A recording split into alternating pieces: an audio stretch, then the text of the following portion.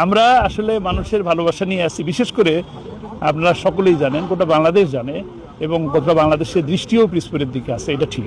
এটার কারণ হলো যে শহীদ আল্লামা দেলোয়ার হোসেন সাঈদী এখানে তার জন্মস্থান, এখানে তিনি রাজনৈতিক, এখান থেকে তিনি সমর্থন পেয়েছেন, এখান থেকে তিনি এমপি হয়েছেন, এখান থেকে তিনি ধর্ম বিষয়ক মন্ত্রণালয়ের কমিটির স্থায়ী কমিটির চেয়ারম্যান হয়েছেন। কাজেই এইখানে আল্লামা সাঈদীকে গোটা বাংলাদেশ সহ বিশ্বের মুসলমান আমাদের ভাইরা তাকে চিনে, এই কারণে তার সন্তান হিসাবে আমাদের 3 ভাইয়ের দিকে এখানে নজর আছে।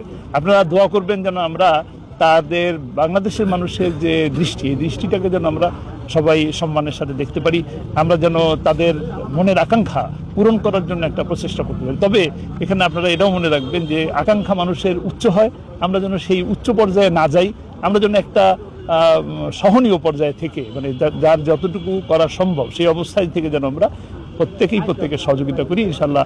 তাহলে আমরা একটা সুন্দর পরিবেশ এবং সুন্দর একটি সমাজ গঠনে আমরা কাজ করতে পারবো।